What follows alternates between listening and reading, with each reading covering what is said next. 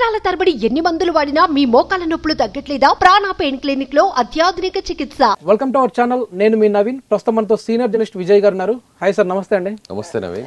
ఏంటి సార్, మొత్తానికి ఏపీలో పెన్షన్ల పండగ వాతావరణం కనపడతా ఉంది. ఎందుకంటే ఇది చాలా వరకు కూడా ఎన్నికల సమయంలో చంద్రబాబు నాయుడు గారు ఇచ్చిన హామీలు అసలు నిలబెట్టుకోలేరు అని చెప్పేసి వైసీపీ అయితే ప్రచారం చేసింది. ఇప్పుడు ఆ ప్రచారాలకి ఒక అడ్డుకట్ట వేసినట్టే అనుకోవచ్చా? ఎందుకంటే ఈ సూపర్ 6 అనేది అసలు అసాధ్యం అన్నారు. సో దాన్ని సుసాధ్యం చేసే దిశగా వెళ్తున్నట్టు కనపడుతుందా ఇప్పుడు? అంటే ఇక్కడ చంద్రబాబు నాయుడు గారు కూటమి ప్రభుత్వం అధికారంలోకి వచ్చిన తర్వాత ఇచ్చినటువంటి ప్రతి మాటను కూడా నిలబెట్టుకోవాలి, అదేవిధంగా అభివృద్ధి చేయాలి, అలాగే రాజధాని నిర్మాణం కూడా ఫాస్ట్గా చేయాలి, అదేవిధంగా పోలవరాన్ని కూడా త్వరితగతిని పూర్తి చేయాలి. వీటన్నిటి మీద కూడా ఎక్కువ కాన్సన్ట్రేషన్ పెట్టినట్టు చెప్పాలి. అయితే ఇప్పటికే పోలవరానికి సంబంధించి కూడా చంద్రబాబు గారు ఆయన విజిట్ చేయడం జరిగింది. దాని మీద ఒక అధ్యయనం చేశారు. ఇప్పటికే పోలవరానికి సంబంధించి ఆ డయాఫ్రమ్ వాళ్ళు డ్యామేజ్ అయినటువంటి విషయం మనకు తెలిసింది.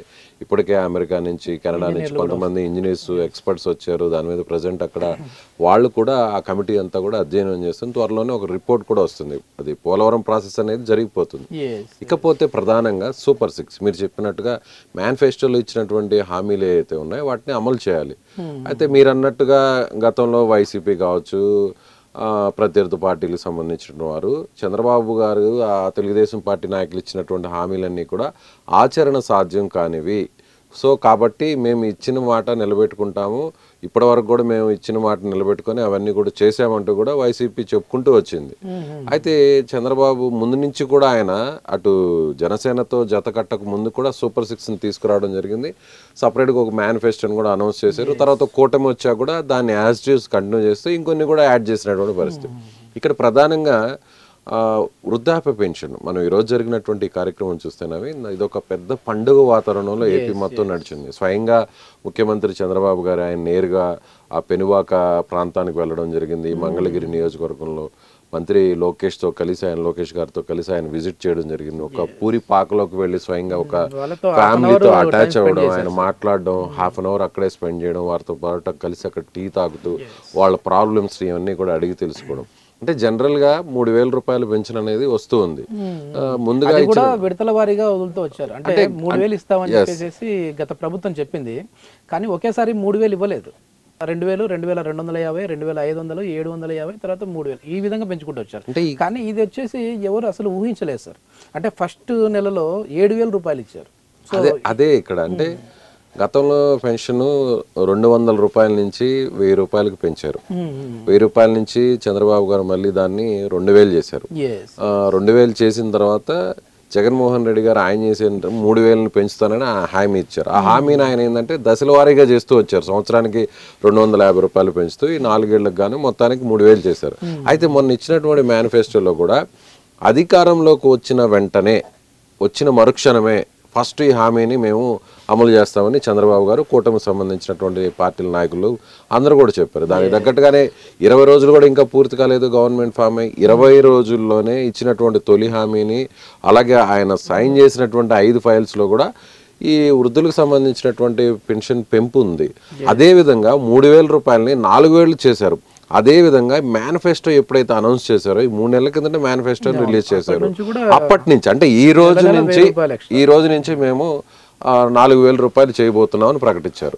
సో ఆ 3 నెలలను కూడా కలిపి 4,000, అలాగే 3 నెలలు అంటే నెలకి 1,000 రూపాయలు చొప్పున 7,000 రూపాయలు ఒక్కసారికి ఇచ్చేసరికి అందులో పండుగ వాతావరణంలో జరగడం, నేరుగా ముఖ్యమంత్రి, ఉప ముఖ్యమంత్రి, మంత్రులు, ఎమ్మెల్యేలు ఖచ్చితంగా నవీన్. ఎందుకంటే ఇప్పుడున్నటువంటి పరిస్థితులు అది ఎవరైనా కూడా వృద్ధులకైతే మాత్రం పెన్షన్ విషయంలో ఎవ్వరు మాట్లాడరు. ఎందుకంటే ఆ వయసులో వాళ్ళకి పిల్లలు కొంతమంది సక్రమంగా చూసుకుంటారు, చూడని వారు ఉంటారు. వాళ్ళకి సంబంధించినటువంటి హాస్పిటల్ ట్రీట్మెంట్ కావచ్చు, లేదంటే మెడిసిన్స్ కావచ్చు, ఆ టైంలో ఒక భరోసా అనేది ప్రభుత్వం నుంచి ఈ పెన్షన్ రూపంలో రావడం.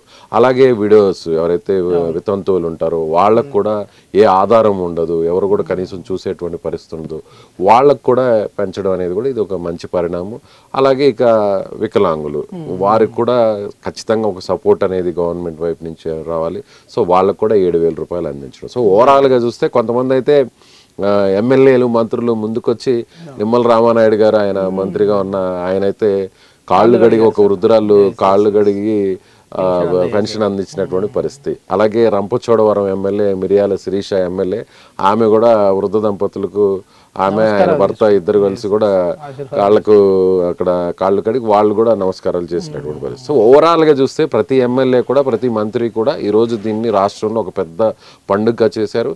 ఇచ్చినటువంటి మాటను నిలబెట్టుకుంటుంది ఈ ప్రభుత్వం అనేటువంటి ఒక మెసేజ్ అయితే మాత్రం ఖచ్చితంగా పంపించారు. ఒక 20 రోజుల్లోనే ఈ విధంగా చేయడం అనేది అంటే అన్ని హామీలు నెరవేరుతాయి అనే ఉద్దేశంగానే కనపడుతుంది. అంటే ఇక్కడ ఇప్పుడున్నటువంటి పరిస్థితి, ఓవైపు ఖజానా పూర్తిగా ఖాళీ అయిపోయింది, మొత్తం అప్పుల భారం పెరిగిపోయింది, ఎక్కడ కూడా బయట నుంచి పెట్టుబడులు వచ్చేటువంటి పరిస్థితి గత హయాంలో లేదు, పరిశ్రమలు కూడా వచ్చినటువంటి పరిస్థితి లేదు, సంపదని క్రియేట్ చేసుకునేటువంటి పరిస్థితి లేదు. ఉన్నటువంటి ఆ ఖజానాలో ఉన్నటువంటి నిధులంతా కూడా ఆ డీబీటీ ద్వారా ఏదైతే స్కీమ్స్ ఉన్నాయో కంప్లీట్గా వెల్ఫేర్ మీదనే అక్కడ కాన్సన్ట్రేషన్ చేసింది గత ప్రభుత్వం. కానీ ఇక్కడ ఈయన ఏం చెప్తున్నారంటే, కూటమికి సంబంధించినటువంటి ప్రభుత్వ పెద్దలు చంద్రబాబు గారు కానీ పవన్ కళ్యాణ్ గారు కానీ, మేము సంక్షేమం ఒకవైపు చేస్తూనే మరొక వైపు అభివృద్ధిని చేస్తాము, ఎవరు ఊహించిన విధంగా అభివృద్ధి చేయాలి. అమరావతిని కూడా మనం చూస్తే అసలు ఆయన వచ్చిన 4 రోజుల్లోనే అమరావతి ప్రాంతం విజిట్ చేయడం జరిగింది. ఆ విజిట్ చేయడం అనే కాకుండా సార్ అక్కడ రోడ్స్ అనేటివి అస్తవ్యస్తంగా ఉన్నాయి, ఆ బిల్డింగ్లు కూడా నిరుపయోగంగా పడి ఉన్నాయి. అట్లాంటి చోటుకి వెళ్ళి ఒక భరోసా ఇచ్చారు, లేదు మళ్ళీ ఇక్కడే ఎమ్మెల్యేలు ఎంపీలు ఉండే ఇదే గెస్ట్ హౌస్ అని చెప్పారు. అంటే ఆయన మొదటి నుంచి కూడా ఒక విజన్తోనే ఆయన, ఎప్పుడైతే మనం 2014 రాష్ట్ర విభజన జరిగిన తర్వాత తెలుగుదేశం ప్రభుత్వం అధికారంలోకి వచ్చింది, అంటే అప్పుడు ఆ టైంలో కూడా మీరు గమనిస్తే ఓదార్పు యాత్రని జగన్మోహన్ రెడ్డి చాలా సీరియస్గా చేశారు. రాష్ట్రం అంతా కూడా ఆయన పర్యటించారు. అటు వైఎస్ రాజశేఖర రెడ్డికి సంబంధించినటువంటి ఆ సెంటిమెంట్ అంతా కూడా ప్రజల్లో ఉన్నింది. అయినా కూడా చంద్రబాబు గారికి అవకాశం ఇచ్చింది. ఎందుకంటే అప్పుల్లో కూరుకుపోయాము, రాష్ట్ర విభజన అనేది సహేతుకంగా జరగలేదు, అన్యాయం జరిగింది మనకు. సో ఈ టైంలో ఒక విజనరీ లీడర్ ఉండాలి, ఒక మంచి అడ్మినిస్ట్రేటర్గా ఉన్న చంద్రబాబు గారికి అవకాశం ఇస్తేనే తిరిగి మళ్ళీ ఏపీ అనేది ఒక పునర్నిర్మాణం జరుగుతుంది అనేటువంటి ఆలోచనతో అప్పుడు తెలుగుదేశం పార్టీకి అధికారం ఇచ్చారు. అయితే ఆయన వెంటనే కూడా 10 ఏళ్ల పాటు హైదరాబాద్ ఉమ్మడి రాజధానిగా ఉన్నప్పటికీ కూడా నేరుగా ఇక్కడికి వచ్చేయడం జరిగింది. ఇక్కడి నుంచే పరిపాలన చేయాలని అప్పటికప్పుడు రాజధానిని కొంతమంది దాదాపు 33,000 ఎకరాలు ల్యాండ్ పూలింగ్ చేయడం సాధ్యం కాని పరిస్థితి. సో అమరావతిని ఎంచుకున్నారు, ఎందుకంటే నది పక్కనే ఉంది, అలాగే 2 నగరాలు ఉన్నాయి, గుంటూరు విజయవాడ మధ్య ఉండడం వల్ల హైదరాబాదు సికింద్రాబాద్ ఏ విధంగా అయితే అభివృద్ధి చెందిందో జంట నగరాలు, అదే స్థాయిలో ఈ 3 నగరాలు కూడా ఏర్పాటు అవుతాయనేటువంటి ఆలోచనతో ఆయన చేయడం జరిగింది. అయితే మరొక 5 ఏళ్ళు కంటిన్యూ అంటే అది వేరే విధంగా ఉండేది అనేది కూడా ఎక్స్పర్ట్స్, విశ్లేషకులు అందరూ చెప్తుంటారు. ఇప్పుడు ఈయన తీసుకునే నిర్ణయాల వల్ల అదే విధంగా ఈ సూపర్ 6 అనేవి అనుకున్నట్లు దానిలో ఇంప్లిమెంట్ చేస్తే మరో 10 ఏళ్ల పాటు ఈయన అధికారంలో ఉంటారు అని చెప్పేసి కూడా విశ్లేషకులు చెప్తారు. అంటే అది మనం భవిష్యత్తు జోస్యం చెప్పలేము, కానీ ప్రస్తుత పరిస్థితి అయితే మాత్రం ఇచ్చినటువంటి మాటను ప్రతిదీ కూడా నిలబెట్టుకుంటే మరొకసారి ఖచ్చితంగా ప్రజలు అనేది నిలబడతారు, ఎవరు వెంటనే నిలబడతారు. గతంలో కూడా ఇదే చంద్రబాబు గారు 95లో ఆయన ముఖ్యమంత్రి అయినప్పుడు ఆయన మంచి పరిపాలన అందించారు. తర్వాత తిరిగి మళ్ళీ 99లో గెలిచారు రెండోసారి.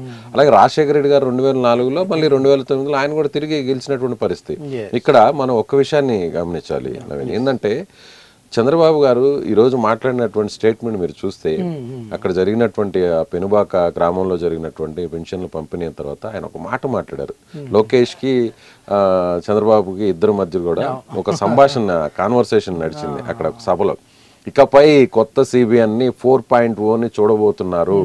ఇక ఇప్పటి వరకు రివర్స్ మూడ్లో ఆఫీసర్లు అందరూ కూడా నడుస్తూ వచ్చారు, పరదాలు కట్టుకుంటూ వచ్చినటువంటి గత ప్రభుత్వం ఇకపై అలాంటి పరదాలు ఉండకూడదు, తొలగించేస్తాం, మళ్ళీ కూడా అదే తప్పు చేస్తున్నారు అలవాట్లో భాగంగా అంటూ లోకేష్ గారు చెప్తే, దానికి ఆయన చెప్తూ కంటిన్యూషన్లో ఎవరైనా సరే వాళ్ళ గేర్ మారుస్తున్నాము, పాజిటివ్ వైపు నడుస్తున్నాము, రివర్స్ గేర్ లో వెళ్తున్నటువంటి గతంలో ఆ అధికారులు ఇప్పుడు ఒక పాజిటివ్ వేవ్ వైపు నడిపిస్తున్నాము అంటూ కూడా ఆయన మాట్లాడారు.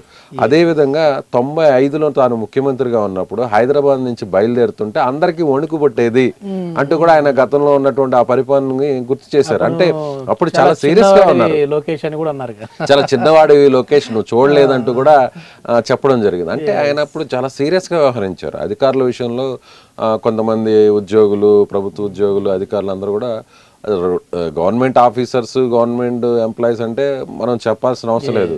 సో ఆ టైంలో ఆయన కొంత స్ట్రిక్ట్గా ఉండడము, ప్రజల వద్దకే పాలన అని చెప్పడము, ఆకస్మిక తనిఖీలు చేయడము, విజన్ 2020 పేరుతో ఆయన అనేక రకాల కార్యక్రమాలు చేయడం, ఇవన్నీ కూడా చూస్తే చాలా సీరియస్గా అప్పుడు పరిపాలన అంతా కూడా నడిచింది. అడ్మినిస్ట్రేషన్ కూడా బాగా నడిచింది. అప్పట్లో ఆయన అందరి కితాబును కూడా అందుకున్నారు. ఈయన ఆదర్శంగా తీసుకొని గుజరాత్ ముఖ్యమంత్రిగా ఉన్నటువంటి ప్రస్తుత ప్రధానమంత్రి మోడీ గారు కూడా సేమ్ ఇదే తరహా పరిపాలన కూడా ఆయన గుజరాత్లో ఆయన అందించారు. సో అనేక విషయాల్లో అనేక సందర్భాల్లో కూడా ఈ అంశాన్ని ఆయన ప్రత్యేకంగా ప్రస్తావించినటువంటి పరిస్థితి. అయితే ఇప్పుడు ఆయన చెప్పినటువంటి పరిస్థితి అంత సీరియస్ గా ఉండను, అంత సీరియస్ గా అధికారుల మీద చర్యలు కానీ లేదంటే అధికారుల మీద ఒత్తిడి తీసుకురావడం కానీ అలాంటిది ఉండదు. కానీ ఆ స్థాయిలో అయితే పనిచేస్తాను. సంక్షేమం అనేది చాలా ముఖ్యము. ఎట్ ది సేమ్ టైం అన్నిటికంటే కూడా పరిపాలన బాగా అందించి అభివృద్ధి చేయాలనేటువంటి ఒక ఉద్దేశంతో ముందుకు వెళ్తున్నారని చెప్పాలి. ఈరోజు 7,000 రూపాయలు పెన్షన్ ఇవ్వడం అనేది మాత్రం నిజంగా సీరియస్గా ఇచ్చినటువంటి మాటను కూటమి ప్రభుత్వం నిలబెట్టుకుంటుంది అనే ఒక మెసేజ్ అయితే మాత్రం వెళ్ళగలిగింది. మొత్తానికి ప్రభుత్వాలు ఏవి మారినా ఏం చేసినా కూడా ప్రజలకి అంటే ఖచ్చితంగా ఈ వృద్ధులకైతే అండగా ఉంటామని చెప్పేసి ఒక భరోసా అయితే కల్పించారు సార్. సో ఇట్లానే మా ఇచ్చిన హామీలన్నీ నిలబెట్టుకునే విధంగా మరి ప్రభుత్వం ఉంటుందా లేదా అనేది అయితే వేచి చూద్దాం. థ్యాంక్ యూ అండి. Thank you. సుమన్ టీవీలో మీ పర్సనల్ అండ్ బిజినెస్ ప్రమోషన్స్ కోసం కింది నెంబర్కి కాంటాక్ట్ చేయండి.